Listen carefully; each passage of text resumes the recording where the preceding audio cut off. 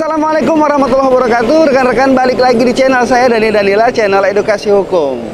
Dalam playlist obrolan Bang Dani seputar hukum pertanahan, biasanya saya ditemani oleh satu suara cewek yang manis dan gurih untuk bertanya-tanya tentang permasalahan hukum pertanahan yang topiknya tidak jauh-jauh dari kisah hidup Wa'ana dan Wa'ongah. Di video kali ini agak sedikit berbeda.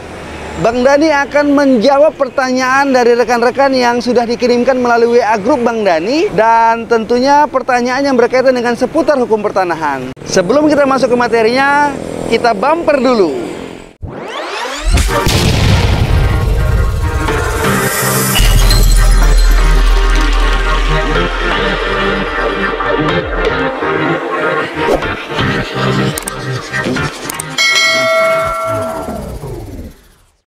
Baik, langsung saja saya akan menjawab pertanyaan yang sudah masuk.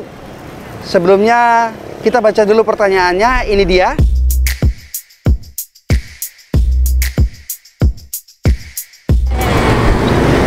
Baik rekan-rekan, untuk menjawab pertanyaan yang sudah masuk tadi, pertama sekali yang harus dipahami adalah bahwa pemilik sertifikat hak guna bangunan yang dimaksud harus terlebih dahulu lunas dan tidak lagi menjadi objek jaminan hak tanggungan.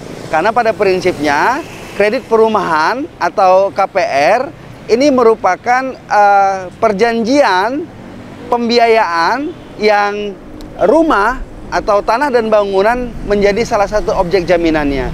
Sehingga apabila sertifikat hak guna bangunan ini belum dilunasi, maka ini akan sulit untuk kemudian dilakukan perubahan dari hak guna bangunan menjadi hak milik.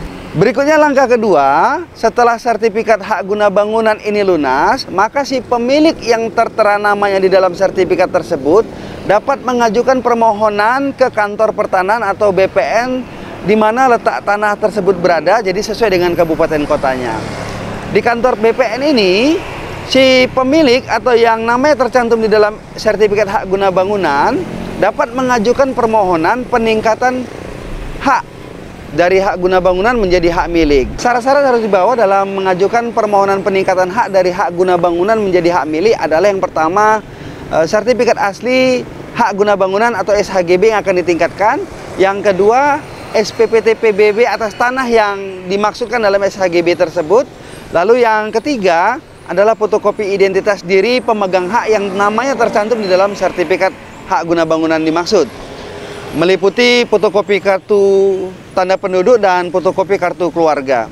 Selanjutnya, si pemohon juga harus menandatangani surat pernyataan tentang bidang-bidang tanah yang dimiliki yang tidak melebihi dari 5 bidang dalam satu keluarga.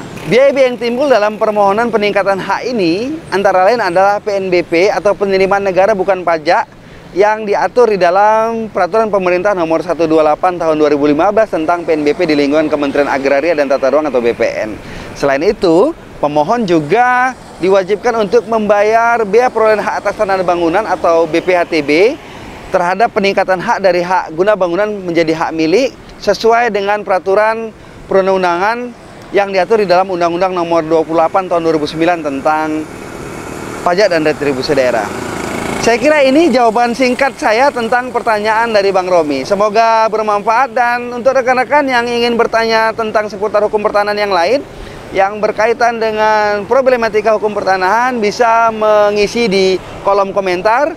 Insya Allah next video akan saya jawab. Terima kasih untuk rekan-rekan yang sudah setia di channel ini, dan untuk rekan-rekan yang baru saja mampir, jangan sungkan untuk tekan subscribe dan aktifkan tanda loncengnya agar rekan-rekan mendapatkan notifikasi kalau saya mengupload video terbaru. Akhir kata, saya pamit. Assalamualaikum warahmatullahi wabarakatuh.